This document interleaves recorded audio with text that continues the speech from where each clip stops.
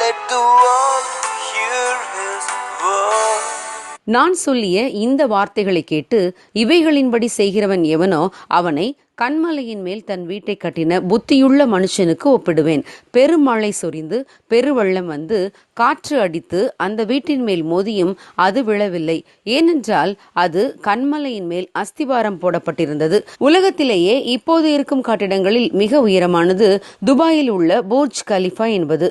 இந்த கட்டிடம் 2700 அடி உயரமானது. அதில் 160 தளங்கள் உள்ளன. உலகத்திலேயே மிக வேகமான எலிவேட்டர் இங்கு உள்ளது. உலகத்தின் மிக உயரமான நீச்சல் குளமும் இங்குதான் உள்ளது. இவ்வளவு புகழ்பெற்ற உயரமான இந்த கட்டிடம் எவ்வாறு ஸ்திரமாக நிற்கிறது? இந்த கட்டிடத்தின் உறுதித்தன்மை அதன் கீழே உள்ள அஸ்திபாரத்தில் தான் உள்ளது. இது இவ்வளவு பெரிய கட்டிடமாக உயர்வதற்கு முன்பு சுமார் 1 வருட காலமாக பூமியை தோண்டி உறுதியான அஸ்திபாரம் போடும் வேலை நடைபெற்றது. இந்த கட்டிடத்தின் அஸ்திபாரத்திற்கு மட்டும் 1,10,000 டன் கான்கிரீட் பயன்படுத்தப்பட்டுள்ளது.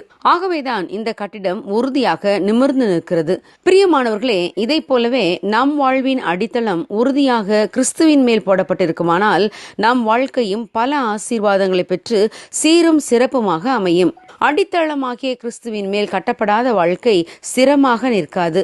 உயர்வது போல தோன்றும், ஆனால் அது உறுதியாக இல்லாததால் உருக்குலைந்து போகும். கர்த்தருடைய வார்த்தைகளுக்கு கீழ்ப்படிந்து அவர் காட்டும் பாதையிலிருந்து விலகாமல் நடந்தோமானால் நம் வாழ்க்கை ஆசீர்வதிக்கப்படும்.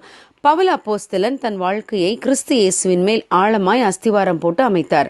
அவர் வாழ்க்கையில் எத்தனையோ கஷ்டமான சூழ்நிலைகள் வந்தபோதும் கூட அவர் இயேசுவின் அன்பை விட்டு விலகவே இல்லை.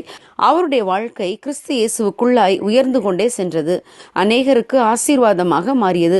இன்றும் பவுல் அப்போஸ்தலன் எழுதிய நிருபங்கள் நம்மை கிறிஸ்து இயேசுவுக்குள்ளாக வழிநடத்துகின்றன. மற்ற அப்போஸ்தலர்களை காட்டிலும் அதிகமான நிருபங்களை அவர் எழுதியுள்ளார்.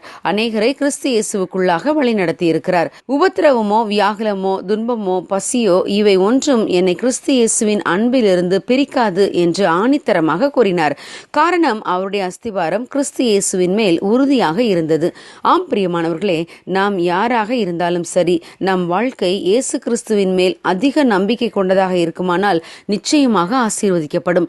அவர் காட்டிய வழியில் நம் வாழ்க்கை அமையுமானால் மேன்மை உள்ளதாக மாறும். அநேகர் ஆச்சரியப்படத்தக்க விதமாக தேவன் நம் வாழ்வை உயர்த்துவார். God bless you. Have a blessed day.